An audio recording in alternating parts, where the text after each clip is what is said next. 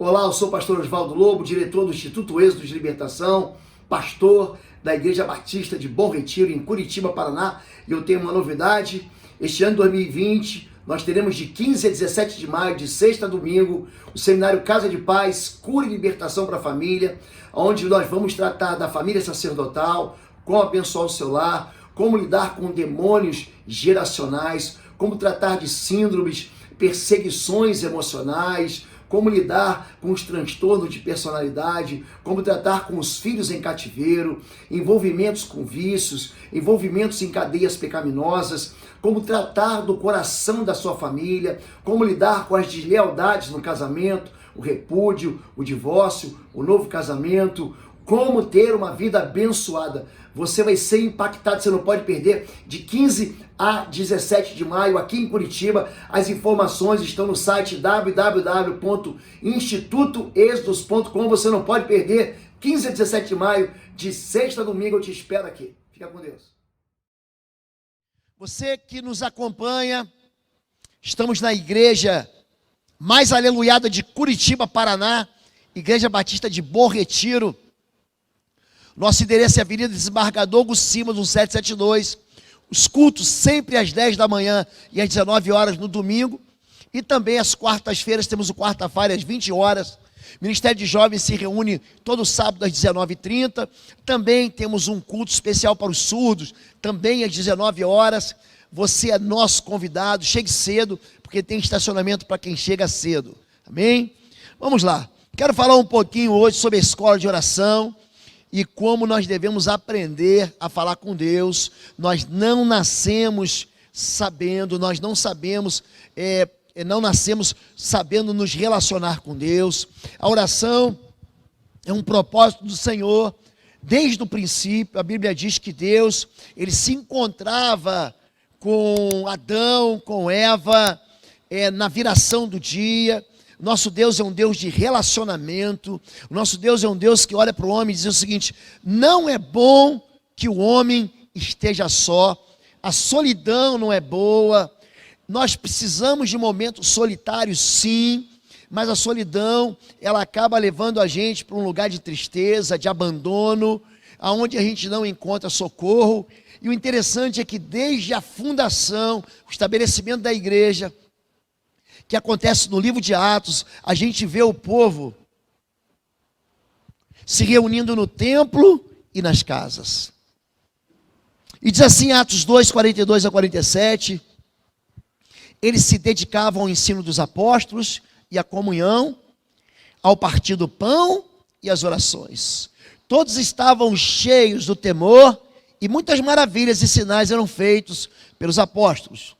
Todos que criam mantinham-se unidos, todos os dias continuavam a reunir-se no pátio do templo, partiam o pão em suas casas e junto participavam das refeições, com alegria e sinceridade de coração, louvando a Deus e tendo a simpatia de todo o povo. E o Senhor lhes acrescentava todos os dias os que iam sendo salvos.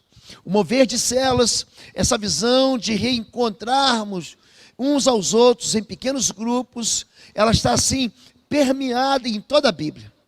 Quando Jetro vai ajudar, o Jetro é um bom sogro, né?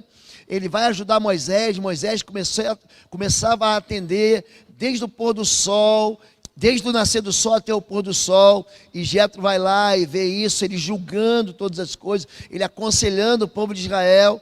E Jetro, uma vez, ele chama então Moisés e diz o seguinte: você está maluco? Na versão do pastor Lobo, você vai morrer. A partir do momento que o rebanho cresce, nós precisamos de mais gente para ajudar. É daí que vem o concílio de pastores. Em alguns lugares é chamado de pastores que se reúnem dentro de um colegiado para cuidar do rebanho, e o rebanho continua a crescer. Aqui no livro de Atos, a Bíblia diz que o Senhor ia acrescentando, numa palavra que Pedro prega, são 3.000 conversões. Você imagina fazer batismo de 3.000 pessoas, e você imagina organizar uma igreja, que eram ali naquele tempo 120. Jesus, ele começa a mover com 12, então havia 12 apóstolos, 12 discípulos num pequeno grupo, eles saem para pregar no primeiro ano, quando eles voltam eles já são 72, e desses 72, eles se reúnem em 120 pessoas no chamado cenáculo. O cenáculo o que era? O cenáculo era uma casa onde o dono era João Marcos, ou o evangelista Marcos. Ele é que era o dono ali daquela casa onde os discípulos estavam orando, onde eles recebem o poder do Espírito Santo, ali onde o Pentecostes se cumpre na vida daqueles 12, daqueles 120, e depois dos 120 eles saem para evangelizar, enfim.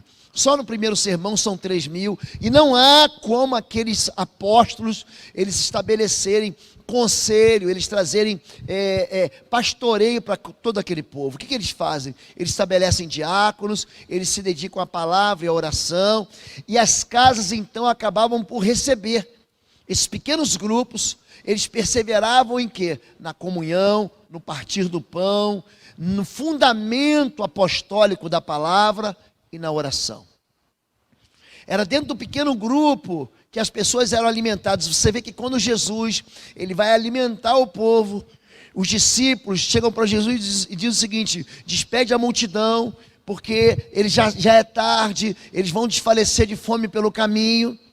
Mas Jesus fala o seguinte: faz eles assentarem em pequenos grupos. Então, cada um ele se reúne em pequenos grupos. Para quê? Porque é no pequeno grupo que você consegue ver se todo mundo foi alimentado.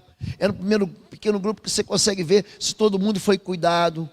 Porque quando a gente fala de evangelho, eu tive um pastor chamado Ari Veloso, ele era pastor da Igreja Batista de Morumbi, hoje já no Senhor. Ele foi meu professor de hermenêutica na Faculdade Teológica Batista. E ele dizia o seguinte: uma multidão segue a Jesus e uma multidão segue a multidão. Tem gente que é discípulo e sabe exatamente o que está fazendo, que veio adorar o Senhor, mas tem uma multidão que está falando assim: você vai fazer o quê? Não, vou na igreja porque meu pai vai, vou na igreja porque a minha esposa vai, porque alguém me leva. Ele não faz ideia do que está fazendo aqui.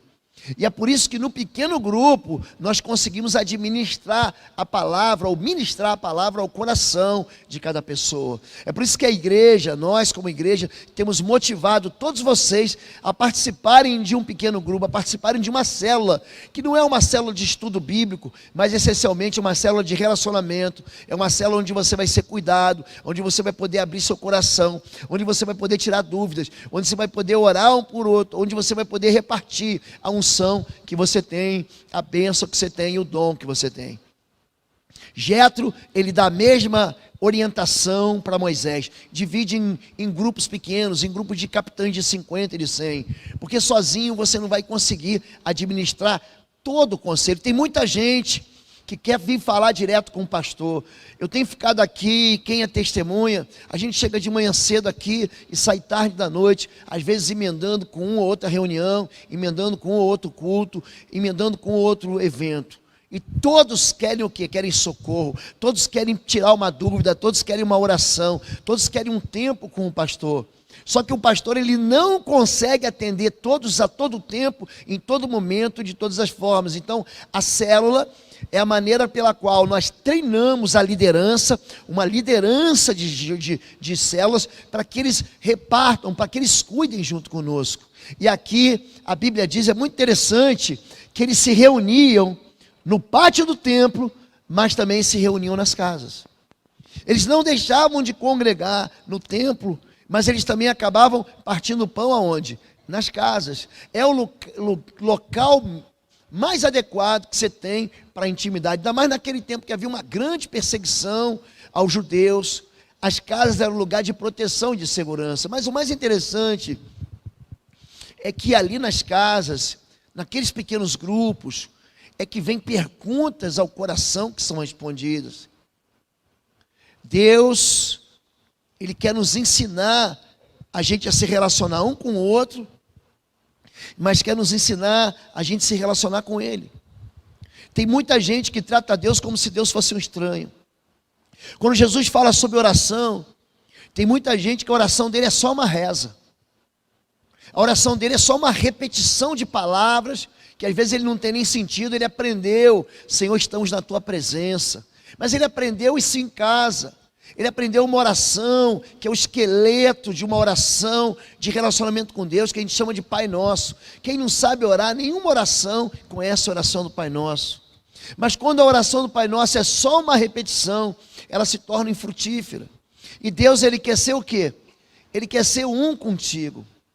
Jesus, Ele fala para a gente o seguinte: quando você orar, não fica fazendo que nem esse povo que gosta de orar profissionalmente. Entra no teu quarto, ora em secreto. O teu pai que vem em secreto, ele vai te recompensar publicamente. Fale com Deus como você está falando com seu pai. A questão é que os relacionamentos entre pai e filhos são tão massacrados, são tão maltratados, que a gente começa a tratar Deus como se Deus fosse um pai mau. Então Jesus, recebendo uma pergunta dos discípulos, porque os discípulos vão perguntar: Senhor, ensina-nos a orar, como João Batista ensinou seus discípulos. Por isso que a oração é uma escola. Por isso que a oração é algo que você vai aprendendo na caminhada. E você só aprende a orar orando. Tem muita gente que fala assim: não, pastor, eu estou falando com Deus no meu coração. Você pode falar com Deus no seu coração? Pode. Mas eu quero desafiar a igreja. Por favor, me mostre na Bíblia uma oração silenciosa. Eu gostaria de encontrar na Bíblia uma só oração silenciosa. E você não vai encontrar. Você vê até gente balbuciando orações como Ana, mas oração silenciosa você não encontra. Então, quando você coloca para fora as suas dores, quando você coloca para fora as suas ansiedades, quando você coloca para fora as suas alegrias, isso é terapêutico demais. Isso é curativo. É por isso que o CR, ele motiva a gente, o Celebrando, motiva a gente, depois da palavra, a gente compartilhar, a gente trazer nossa experiência. E isso a gente acaba fazendo com Deus na oração. Uma vez eu conversando com minha filha, ainda muito pequena, Natália, ela falou para mim: pai, orar é conversar com Deus a respeito daquilo que nós estamos fazendo e caminhando juntos. A oração é o que move a vida da gente, que nos enche, é a respiração do cristão. E essa oração, ela é aprendida, e Jesus, ele conta uma parábola junto com esse esqueleto da oração, lá em Lucas 11 e também em Mateus capítulo 6, nós vemos Jesus ensinar a gente a orar. Certo dia, Jesus estava orando em determinado lugar.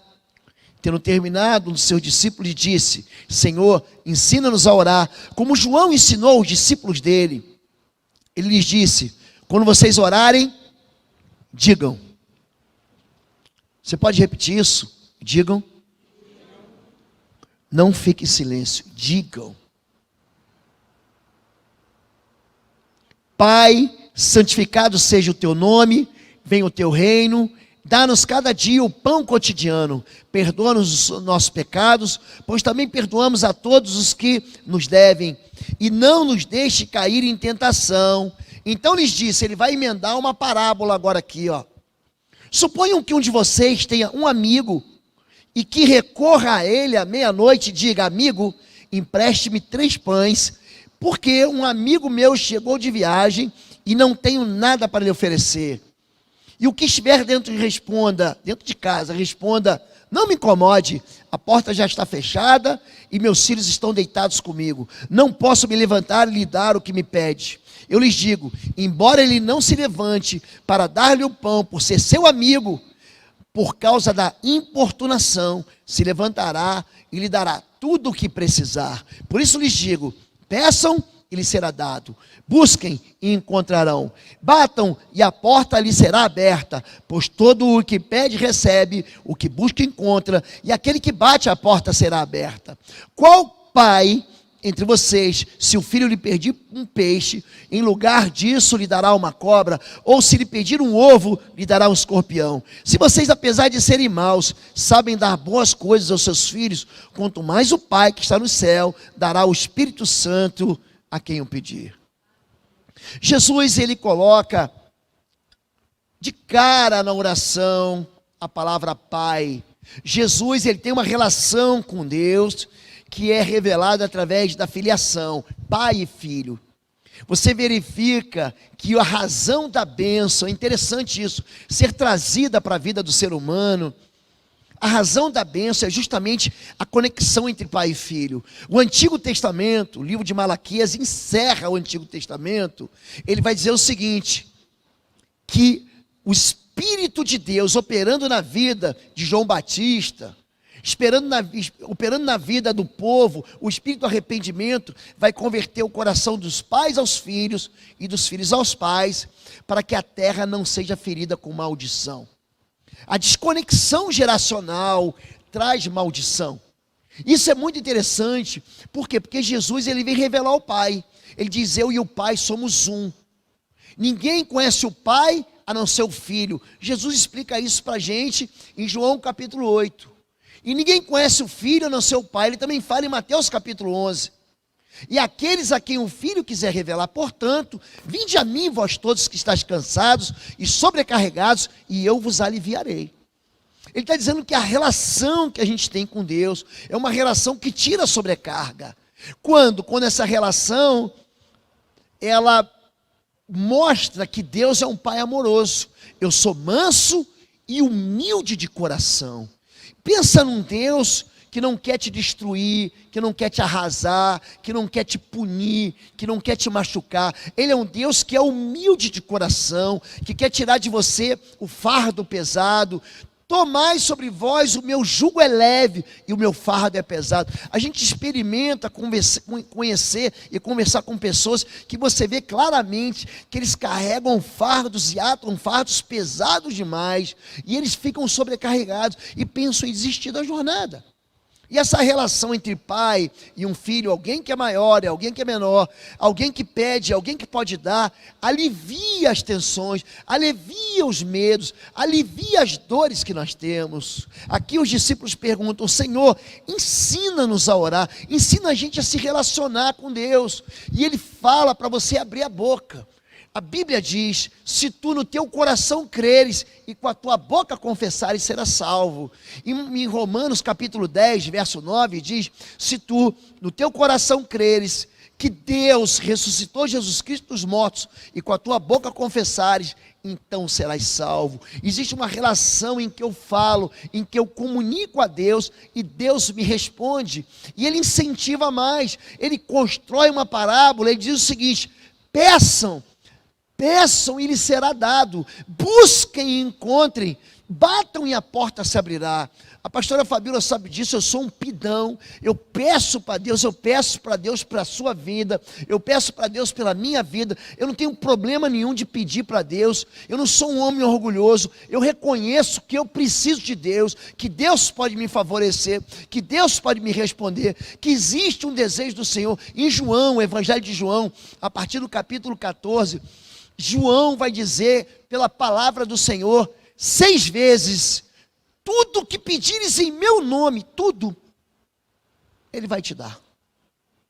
Então, se Deus é um Deus que dá, por que eu não vou pedir?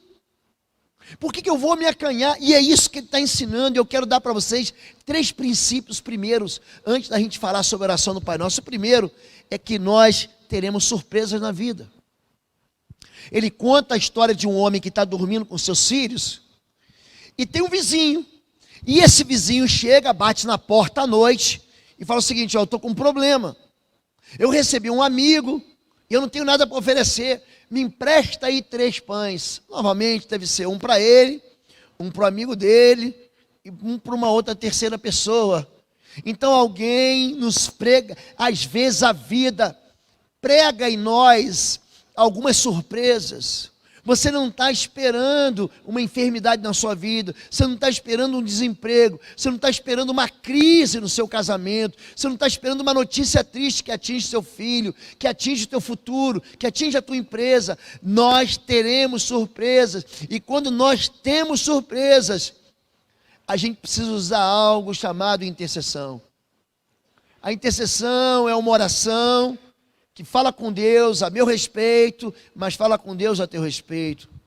A Bíblia fala no livro do profeta Ezequiel, capítulo 22, a partir do verso 23, que Deus procura homens na brecha.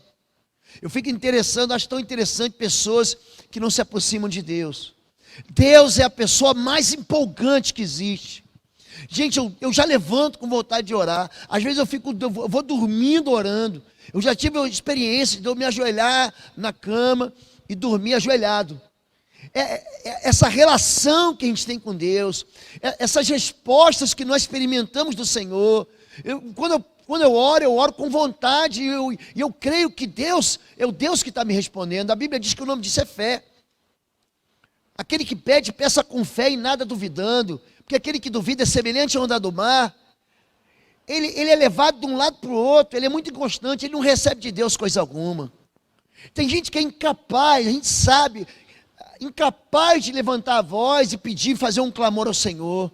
Eu gosto muito do rei Davi, quando ele ora e fala: Senhor, inclina teus ouvidos e ouve o meu clamor. Vem depressa, Senhor Deus, trazer o socorro. Essa barreira que existe entre o coração do homem e o desejo de Deus abençoar, ela chama-se orgulho. O orgulho faz com que a gente tente se virar, a gente tente se socorrer sozinho. Mas quando você ora, você está trazendo a mão do Todo-Poderoso. Quando você ora, está buscando o benefício, o favor, o poder de Deus para te abençoar. Então, querido, aprenda isso, você vai ter surpresas. Mas quando você falar com Deus, não fique imaginando assim um Deus que vai ser muito de má vontade. Lá vem aquele irmão, lá vem aquele meu filho me incomodar de novo com essa questão, e falar de novo do seu casamento, e falar de novo da sua solidão, e falar de novo que ele não tem dinheiro. Ele não quer que ele seja comparado a um vizinho de má vontade. Deus não é um Deus insensível. Deus, por que eu estou orando e o Senhor não está me respondendo? Porque existe algo chamado tempo. A Bíblia diz, é muito interessante, eu gosto muito desse texto de Daniel 10, que Daniel jejuou 21 dias, até que o anjo rompeu um bloqueio. Ele fala: ó, o príncipe da Pérsia me impediu. Miguel, como principal anjo do Senhor, vem aqui me socorrer, e eu vim trazer uma resposta para você. O mundo espiritual, que você não vê, ele oferece bloqueios, ele oferece resistências, ele oferece bloqueios para que a gente não receba. É por isso que a intercessão funciona como alguém numa brecha. Eu quero repetir aqui, Ezequiel 22, eu busquei uma pessoa na brecha e não encontro. São pais, mães, são maridos, são esposas, são filhos, são chefes, são empregados, que esquecem do valor da oração, que esquecem de convidar Deus como um fator, como um elemento dentro da equação que vai mudar a vida da gente. São pessoas que são incapazes de se levantar e falar com Deus. Quando você se levanta e você não fala com Deus, você está dizendo para Deus: Deus, pode deixar comigo que eu me viro sozinho. É muita covardia você viver nesse mundo sem convidar Deus para ser aquele teu aliado, para ser aquele que vai estar do teu lado. Quando a gente fala sobre oração, você tem que entender que você não pode se acanhar de falar com Deus. Não se acanhe. Deus é teu Pai. E Deus não é um pai mau, Deus não é um pai de má vontade. O nosso Deus é um Deus que é pai, que quer fazer o bem na minha vida. A gente faz tudo com o nosso braço, mas é incapaz de falar para Deus: Deus, eu quero o teu socorro. Nós somos incapazes de nos humilhar, porque a oração faz isso. Olha para mim, gente que não ora, é interessante como é que essas experiências de luta, de guerra, de sofrimento, levam a gente a um lugar de intimidade. As pessoas que recebem milagres são pessoas que precisam de milagres.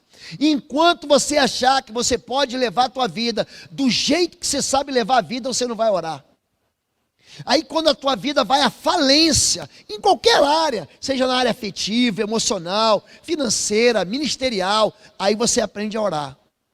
Você aprende que existe um poder de Deus que está ali potencializado, uma energia que pode ser usada em teu favor, mas enquanto você não ora, Deus fala assim, ó,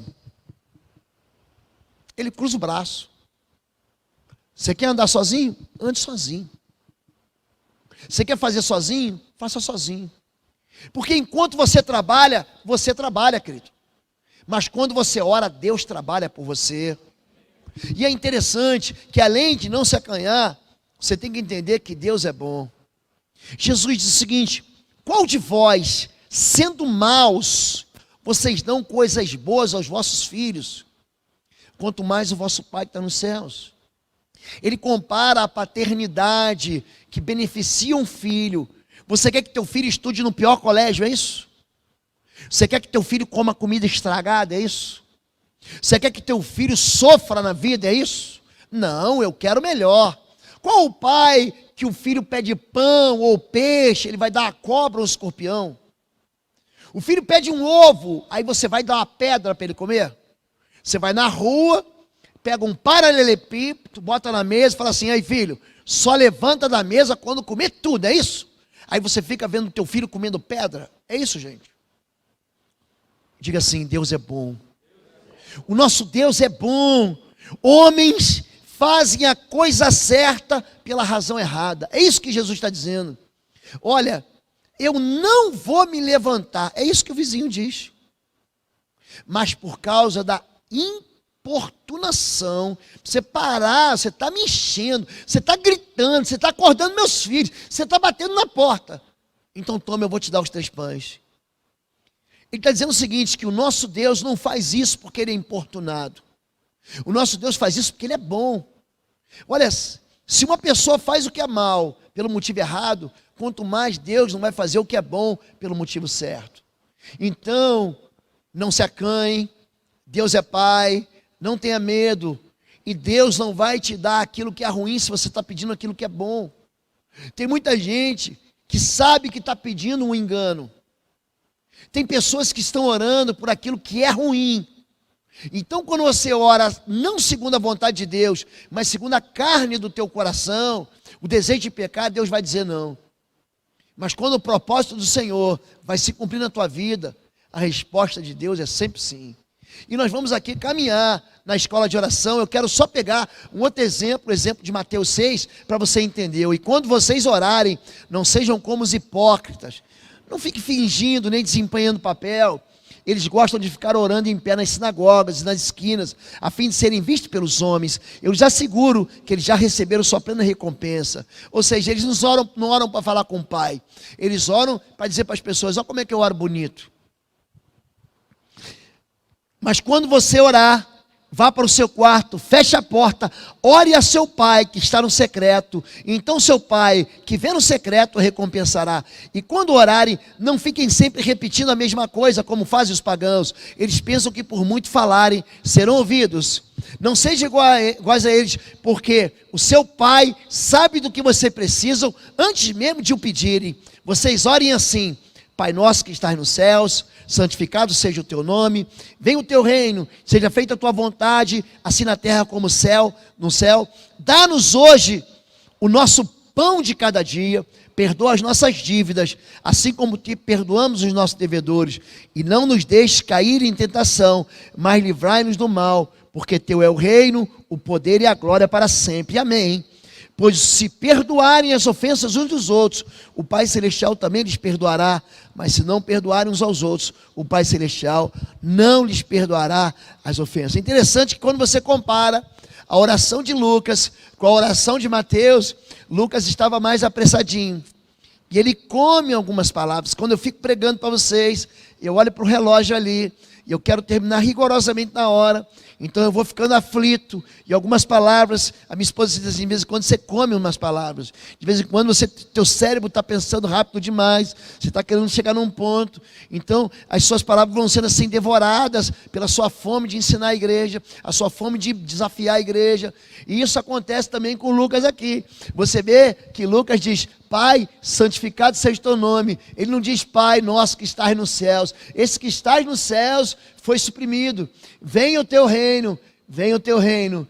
Aqui, cadê o seja feita a tua vontade? Sumiu. Ele vai direto para onde? Enche o meu bucho, dá-nos o pão de cada dia. Ele está com fome mesmo. Ele está com fome mesmo. Mas isso funciona com o quê? Só com o esqueleto. É só para você saber como você deve se dirigir, só para você organizar a sua mente. A oração deve ser organizada.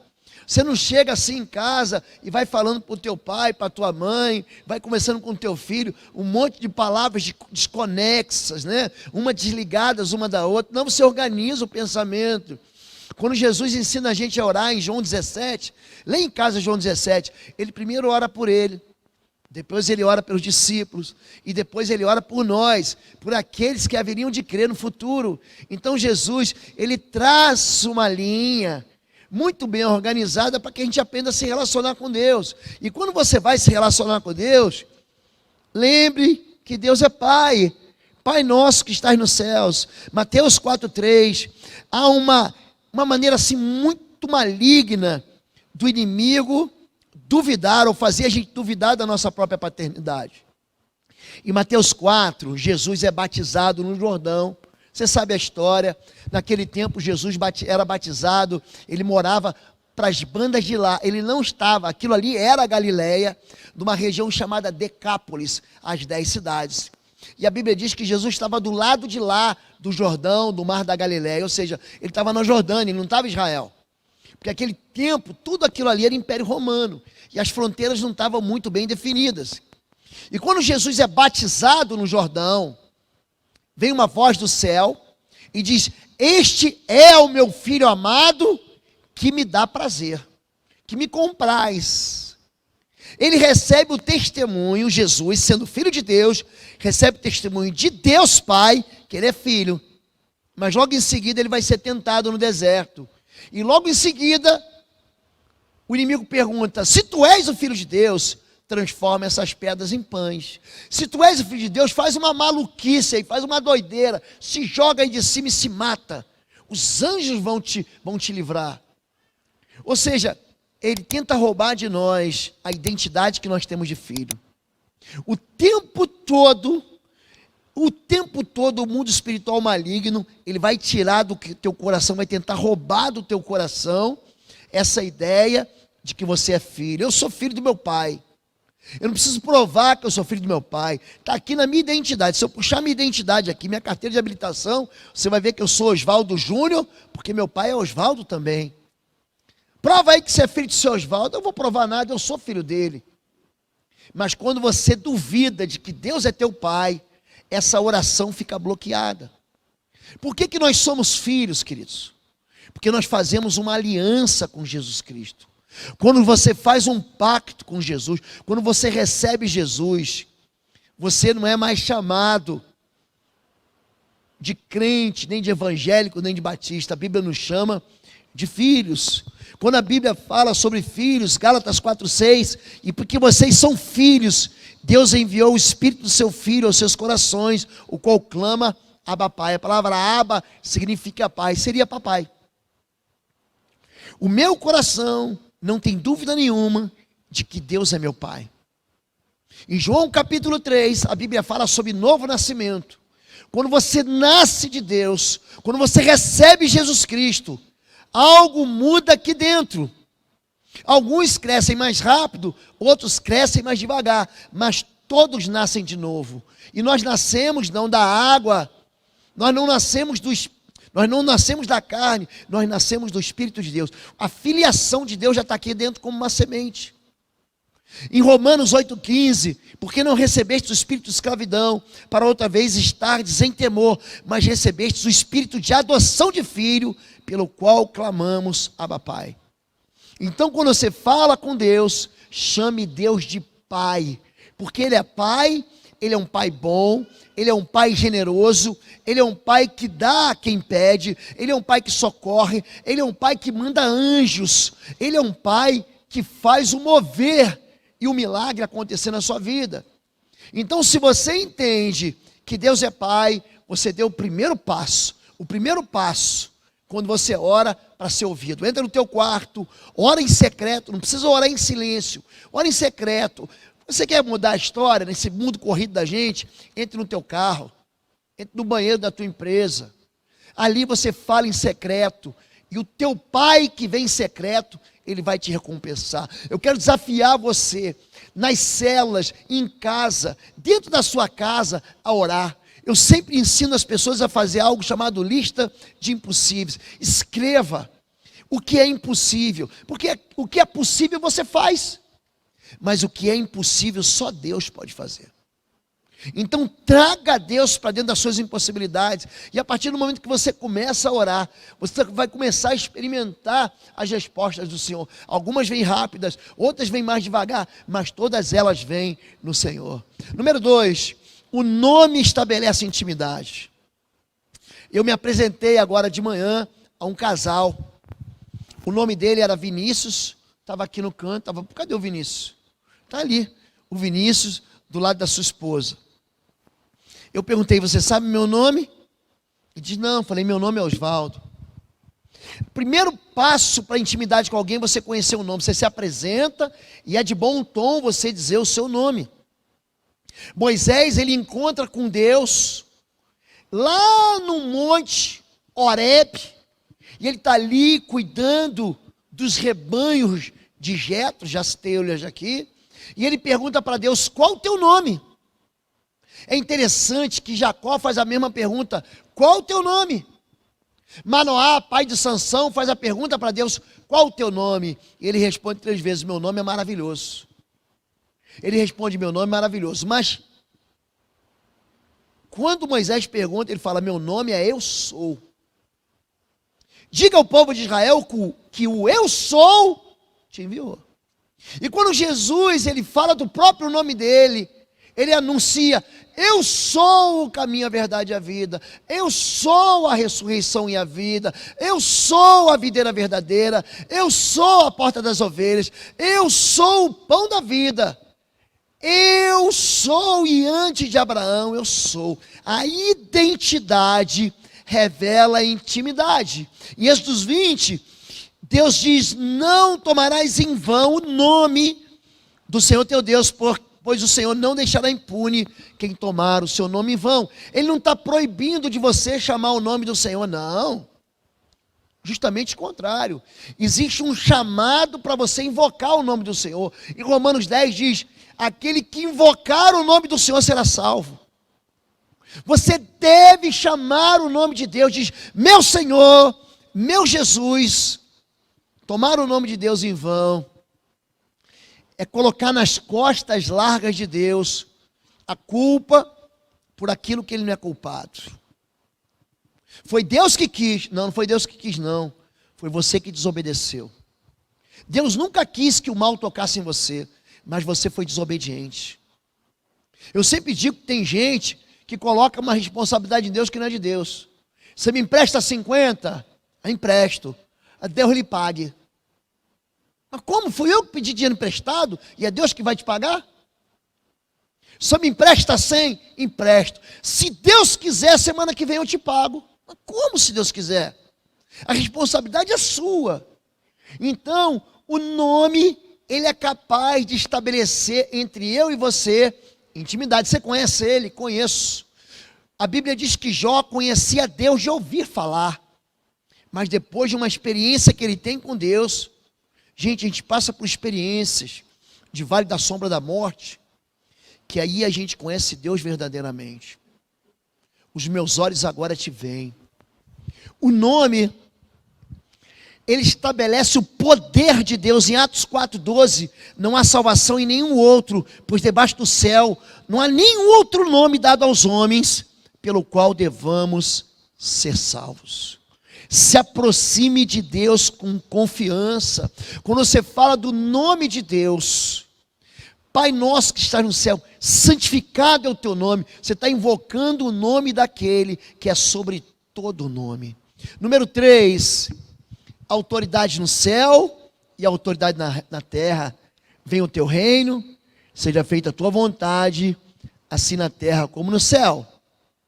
Mateus 18, em verdade vos digo que tudo que ligares na terra será ligado no céu, e tudo que desligares na terra será desligado no céu. Também vos digo que se 2 de vós concordarem na terra acerca de qualquer coisa que pedirem, isso lhe será feito por quem que vai ser feito, gente? Por meu Pai que está nos céus. Porque onde estiverem 2 ou 3 reunidos em meu nome, aí estou no meio deles, ou seja, eu estou na terra. Então essa ideia de que Deus está distante é uma ideia falsa. Na verdade, os céus e a terra proclamam a sua glória, e a terra está cheia do seu poder. Quando a Bíblia fala de relacionamento entre céu e terra, ele está dizendo que a oração é capaz de comunicar, de ligar e de afetar o mundo espiritual. A oração, gente, é como uma tomada. Jesus, ele está falando no capítulo 18, a mesma coisa que ele já falou no capítulo 16, igualzinho. Ele diz o seguinte, que quando você liga na terra, é ligado no céu, na sua casa, com certeza, você tem um interruptor, uma tomada. Quando você aperta o botão da tomada, que vai acender a luz da sua casa, ali dentro passa uma corrente alternada. Então, quer dizer, aquilo está desligado. Quando você liga aquele botão, quando você liga aquele interruptor, aquela energia, ela vem e ela entra na tua casa e liga aqueles objetos eletrônicos. A oração faz isso. A oração liga a terra ao céu, mas ele dá uma outra perspectiva. Ele coloca a oração como algo que é acionado aqui embaixo e que move o poder de Deus lá em cima. A oração, ela afeta o mundo espiritual. Seja feita a tua vontade aqui na terra como é no céu. O que Deus está dando para mim e para você? Autoridade. Autoridade para exercer influência. Autoridade para clamar e ser ouvido. Autoridade para você repreender. Autoridade para você abençoar. Este sinal seguirão os que crerem. Em meu nome expulsarão demônios, imporão as mãos sobre os enfermos e os curarão. Existe a autoridade do céu aqui na terra, e a oração, ela faz isso, gente. O reino do céu reage à terra. Então me disse: não temas, Daniel, porque desde o primeiro dia em que aplicaste teu coração a compreender e a humilhar-te perante o teu Deus, são ouvidas as tuas palavras, e eu vim por causa das tuas palavras. Deus manda um anjo. Ele não teve uma visão de êxtase, ele não teve assim um sonho. Um anjo aparece para esse homem, e esse anjo vai dizer o seguinte: eu vim por causa da tua palavra, por causa da tua oração, porque você se humilhou, porque você buscou, porque desde o primeiro dia, você pensa que a tua oração não está ouvida? Desde o primeiro dia, a tua oração é ouvida. Pastor, por que na minha vida demora tanto? Existe um negócio chamado tempo do Senhor. A Bíblia diz que o povo no Israel ficou anos orando para que Deus enviasse o libertador. E no tempo certo, Deus falou assim: então eu levantei Moisés, um profeta no meio deles. Então, quando a gente fala sobre a autoridade da oração, a gente está falando de uma ligação entre o céu e a terra. Número 4, confie os detalhes da sua vida a Deus. O pão nosso de cada dia nos dai hoje. Na verdade vos digo que tudo, vamos repetir isso, gente? Diga tudo. Tudo quanto pedires ao meu Pai. Olha como é que a oração está ligada ao Pai, gente. Em meu nome, ele vou-lo há de dar. Até agora nada pediste em meu nome. Pedi e recebereis, para que a vossa alegria se cumpra. Deus se importa com os detalhes. Deus se importa até com o pão. Deus se importa com aquilo que é simples.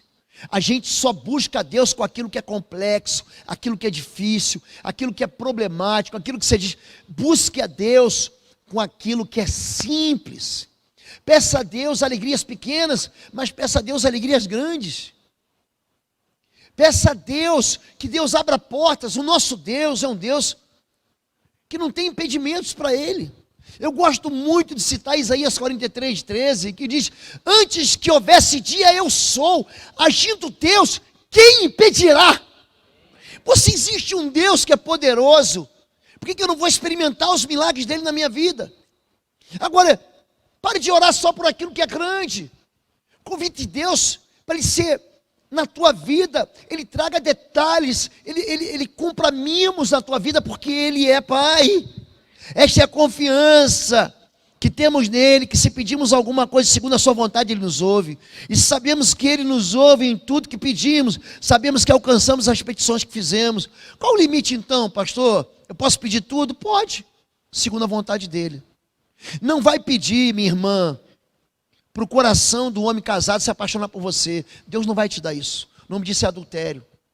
Não vai pedir, meu irmão, que Deus abençoe um contrato fraudulento. O nome disso é corrupção. Deus não vai fazer isso. Não vai pedir, Deus, para que Deus abençoe o teu orgulho, a tua rebelião. Deus não vai abençoar isso. Mas quando você pede para Deus aquilo que é a vontade dele é tão clara. A Bíblia diz que ele se importa com os detalhes, que ele se importa com aquilo que ninguém se importa. Número 5 e penúltimo, e perdoa-nos as nossas dívidas, assim como também nós temos perdoado os nossos devedores. Limpe seu coração. Ele em Mateus, ele fala algo que ele não falou em Lucas. Ele fala o seguinte, ele encerra dizendo amém, e ele diz, porque se perdoardes aos outros as suas ofensas, as suas também serão perdoadas. Existe uma resposta de Deus quando o sangue da cruz está sobre nós. Todos nós aqui estamos enrolados com o pecado. Todos nós nascemos destituídos da glória de Deus. Nós gostamos de nos comparar. Nós temos talentos específicos. Nós temos valores e virtudes singulares. Você olha para um e acha, eu sou melhor do que esse, eu sou melhor do que aquele, eu não sou tão ruim como o outro. Mas todos nós estamos debaixo do mesmo pecado. O orgulho impede a gente, às vezes, da gente limpar o nosso coração. E Marcos 11, e quando estiveres orando, perdoai se tendes alguma coisa contra alguém, para que vosso Pai que está nos céus vos perdoe as vossas ofensas. Mas se vós não perdoardes, também vosso Pai que está nos céus não vos perdoará as vossas ofensas. Por isso vos digo que todas as coisas que pedides orando, crede receber e tê-las eis. Nós carregamos um problema chamado culpa. Diga culpa. Porque a amargura é o ódio que eu sinto de você, porque você me fez algum mal. Você me traiu, você me descartou, você me abandonou, você me deixou passar fome, você tentou me abortar, você se esqueceu de mim, você não se importou comigo, você foi duro, você trouxe uma palavra maligna contra a minha vida e por isso eu te odeio. O nome disso é amargura. Sai daqui do meu coração para o teu coração, sai daqui da minha vida contra a tua vida. A amargura, eu não quero você na minha vida. A culpa tem um outro problema. A culpa é quando o ódio vem de mim para mim mesmo. A culpa é quando o juiz sou eu sou o juiz e eu me condeno. O culpado tem um martelo de sentença contra ele mesmo. O culpado sempre tem uma pedra na mão. O culpado não tem compaixão de ninguém não, porque ele acha que todo mundo é igual a ele. A Bíblia vai dizer para a gente, no Salmo 32, não botei aí, mas vou citar de cabeça, que Davi, ele fala o seguinte, como é feliz o homem a quem o Senhor não atribui culpa. Pessoas culpadas são infelizes. Já viu assim? Lá vai ela com esse infeliz. Já viu essa expressão? Por que essa mulher foi se envolver com esse infeliz? Uma pessoa infeliz é uma pessoa culpada. Ele sabe a bobagem que ele fez, ele é quem traiu, ele é quem enganou, ele é quem roubou, ele é quem destruiu, foi ele quem devia proteger e não protegeu. Então ele fala, por que eu fiz isso? E o coração dele fica magoado, o coração dele se esconde. O coração dele, o coração do culpado, ele posa de elegante, ele posa de perfeitão, ele posa de honesto, mas é só um fingimento. É por isso que Davi diz, bem-aventurado o homem a quem o Senhor não atribui culpa, em quem não há hipocrisia. A hipocrisia é um fingimento. Está tudo bem? Está tudo bem, na verdade está tudo mal. Ele dá um like na fotografia, mas ele sabe que está tudo mal, porque ele se condena. E aquele que se condena, ele não tem paz no coração, e ele acaba infernizando a vida de todo mundo que está perto dele, porque ele é um infeliz. Mas quando nós confessamos os nossos pecados, ele é fiel e justo para nos perdoar. Mas ele diz, perdoe para você ser perdoado. Uma dívida cancela a outra. Se você perdoar a dívida dos outros, você vai perdoar a tua própria dívida. Pedro, ele faz uma pergunta para Jesus, muito interessante, em Mateus 18, fala o seguinte, Senhor, quantas vezes perdoarei o meu irmão? Até 7 vezes? Jesus diz, não te digo 7, mas 70 vezes 7. Porque o reino de Deus é semelhante ao rei que faz contas. E enquanto alguém que deve 3 trilhões de dólares. É uma dívida impagável. E ele pede misericórdia e é perdoado. Mas esse homem que devia 3 trilhões de dólares, ele sai, E encontra alguém que devia para ele 3.000 reais. 100 dias de trabalho, 100 denários. E ele esmaga, ele fala assim, me paga senão eu te boto no cárcere. Então aquele rei ouve isso e fala assim, vem cá, você não foi perdoado? Você também não devia ter perdoado aquele que te devia? Volta para dentro do cárcere. Deus faz algo nessa parábola de Mateus 18 que é impressionante. É como se ele pegasse a tua nota promissória e rasgasse, ó, você não deve mais nada. Mas como você foi incapaz de expressar perdão, me traz a nota de novo aqui que eu vou passar uma fita durex e eu vou cobrar isso de novo. Não tem perdão. O relacionamento com Deus é um relacionamento de coração limpo. Então, você que é culpado, perdoe, porque você também vai ser perdoado. É uma resposta espiritual. Quero, pois, que os homens orem em todo tempo, em todo lugar, levantando mãos santas, sem ira e nem contenda. Igualmente vós, maridos, bota o cinto de segurança agora. Vós, maridos, coabitai com elas, com as suas esposas, com entendimento, dando honra à mulher como vaso mais fraco, como sendo vós os seus corredeiros da graça da vida, para que não sejam impedidas as vossas, diga, orações. Quem tem um celular iPhone de último modelo? Alguém tem? Um celular? Tem um iPhone? Tem. Alguém tem, não é possível. Alguém tem um Samsung, então? Um S10? Tem? Levanta a mão. Levanta a mão. Tem um S10? Tem? Alguém tem iPhone? Levanta a mão. Você pega o teu iPhone, ele é frágil. Eu vou fazer uma comparação para você entender o que é a mulher. Gente, iPhone custa caro. Eu tenho um sobrinho meu, estava aqui no Brasil. Eu lembro que um dia desse, agora já ultrapassou, saiu um iPhone novo. E aí o pai falou assim, não vou, eu vou comprar aqui mesmo. Quanto custa? O valor beirava os 10.000 reais. Um celular. Aí meu sobrinho falou assim, aqui tio, ganhei um celular novo de 10.000 reais. Pô, por que você ganhou? Porque eu passei de ano.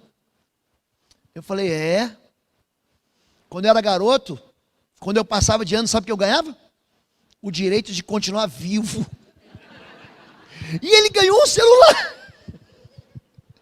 Aí você pega o teu celular caro, que é frágil, você pega ele e joga no chão e quebra. Faz isso, gente? Não, porque ele tem o quê? Um valor. Ele está dizendo o seguinte, as mulheres são vaso mais frágil. Ela não é que ela tem desvalor, elas são mais frágeis. Mas quando você maltrata a sua esposa, Daniel, segura essa aí agora. Quando você maltrata a sua esposa, Daniel vai casar, está cheio de alegria. Quando você maltrata a sua esposa, as suas orações são impedidas, homens. Então vou dar um conselho para vocês. Sejam gentis, sejam meigos, sejam corajosos, valentes, mas sejam amorosos. Se você quer uma mulher amorosa, você é casado, a dica é, faz uma massagem no pé dela. Pega aquele creme de aveia da Vene e pronto. Trate ela como vaso mais frágil, mas não como alguém que não tem valor. Porque se o teu coração não estiver sujo, suas orações são impedidas. E por último, uma isca que atrai a presa. E não nos deixe cair em tentação, mas livrai-nos do mal. Tiago 1, 13 a 15 diz, ninguém sendo tentado, diga, de Deus sou tentado, porque Deus não pode ser tentado pelo mal. E a ninguém tenta, mas cada um é tentado quando atraído. Você lembra aqueles desenhos animados que tinha um ímã enorme assim, e ele puxava? Quando ele é atraído pela própria concupiscência. A concupiscência é o desejo que eu tenho de qualquer forma de ter prazer. Depois de havendo concupiscência concebida da luz o pecado, e o pecado sendo consumado gera morte. Ou seja, quando alguém é tentado, ele entra na confusão dos sentidos. Uma pessoa que está em tentação, ele não valoriza o casamento. O que você está fazendo com a sua mulher, com seus filhos? Eu quero ser feliz, pastor. A tentação, eu sempre ensino isso, ela captura, ela sequestra a razão, a pessoa não fica razoável, ela fica enlouquecida. É por isso que a oração diz, livra-nos de cair em tentação, livra-nos do maligno. Ele não fala que o mal é institucionalizado, mas aqui ele está dizendo que existe um ser perverso, maligno. Pedro diz, Sede sóbrios e vigiai, o diabo, o vosso adversário, anda ao redor, bramando como um leão, buscando a quem possa devorar. Existe um ser que ele conspira contra você, por isso, proteja a sua vida, por isso, proteja o seu coração, aprenda a dizer não à tentação, porque a Bíblia denuncia ele como um grande tentador. Nós temos ensinado vocês a orar aqui, nós temos nos reunido nas orações na terça-feira, nós levantamos o ministério de intercessão, cuja liderança está com a doutora Anne Elise. Nós vamos fazer aqui, no mês de abril, o seminário Intercessão em Chamas. Vocês vão receber tantas ferramentas poderosas, vocês vão aprender a orar, a guerrear, a levar a oração para o nível de guerra espiritual. A Bíblia diz em Romanos capítulo 15, verso 20, portanto, combatais comigo, junto a Deus, em oração. Existe um momento de guerra, de combate, de conflito espiritual, que você precisa aprender a fazer, para você aprender a deixar de ser vítima e se tornar um guerreiro de fé. Nós temos ensinado vocês a orar nas células, e eu quero motivar vocês, eu quero desafiar vocês a buscarem as células, a buscarem esse encontro em que a gente parte o pão, em que a gente persevera na doutrina dos apóstolos, e aí onde a gente ora, amém? Vamos encerrar, fique em pé em nome de Jesus. E nós vamos encerrar isso. E eu quero encerrar hoje. Eu avancei 5 minutos no horário, mas ainda quero orar por você. Eu quero convidar você para orar comigo. Eu quero desafiar você a abrir a sua boca e falar com Deus no teu secreto. A confessar ao Senhor as suas carências. A confessar ao Senhor como teu Deus e teu Pai. A invocar o nome de Deus, invocar o nome do Senhor como santo. Eu quero convidar você a pedir para Deus participar daquilo que são necessidades pequenas. Não seja orgulhoso, pede o pão de cada dia. Eu aprendi a ser grato a Deus durante um treinamento. Gente, como eu passei fome naquele treinamento. Eu fiz um treinamento de sobrevivência na selva. Até capim eu comi. Comi capim. Fome. E o melhor tempero para fome, para comida, é a própria fome. Mãe, que comida gostosa. A mãe fala assim, não, meu filho, você está com fome. Quando a gente está com o bucho cheio, ai, faltou sal. Você está com o bucho cheio, só tem manteiga no pão. Não tem um presuntinho, um queijinho. Mas quando você está com fome, você come pão duro. Vai nesses bolsões de miséria aí. Irmã Rejane, irmão Tiago, missionários. Irmão Max, missionário. Irmão Paulo, pastor Paulo, Paulinho, missionário. Quando a gente vai visitar esse povo miserável, um pedaço de pão duro. Eu me lembro que na porta de casa, a gente morava no Rio de Janeiro, sempre parecia alguém, tem um pão duro aí? Confie em Deus as coisas pequenas também, seja grato, limpa o teu coração e aprende a dizer não à tentação, amém? Você quer pedir um milagre para o Senhor? Quer pedir? Sai do seu lugar aqui, vamos orar juntos. Eu preciso do milagre, eu preciso do mover, eu preciso de uma resposta de Deus para a minha vida, para a minha casa, para a vida dos meus filhos. Você tem gente desviada em casa, você tem gente afastada, você tem pessoas com o coração endurecido. Você está pedindo um clamor, vem cá, Bia, que a gente vai orar por você também, querido. Você tem gente com o coração endurecido, mas hoje eu quero orar por um casal especial, que está fazendo 63 anos de casado. Por isso que eu deixei para o final. Irmão Linda, vem cá, irmão Leonides, vocês podem subir aqui? Irmão Daci, ajuda aqui eles a subirem, por favor. Nós vamos orar por eles também. Quem quer fazer 63 anos de casado, dá um glória. A dica é, não morra antes, senão você não vai fazer 63 anos de casado. Vem cá. Obrigado, vem cá. Vamos orar por você. Que honra, viu? Ter a bênção de vocês aqui nessa igreja. Que honra. Pensa no milagre que você quer, viu? Quem vai casar, tem os noivinhos aí, os namoradinhos. A gente fica junto até o fim. O homem de verdade é leal à sua esposa até até o fim. Eu tenho ensinado essa igreja. Nós não roemos a corda. Entendeu, homem? Ah, pastor, está difícil. Então, você vem para a classe da clínica da alma que a gente vai tratar teu coração. Feche teus olhos. Pai querido, nós essa manhã ouvimos a tua voz. Nós invocamos o teu nome, o nome do teu Espírito Santo, antes de começar essa palavra. E queremos pedir a tua bênção e as tuas respostas sobre cada homem e cada mulher aqui, que confiam no Senhor, que tem experimentado essa filiação, tem experimentado te chamar de Pai.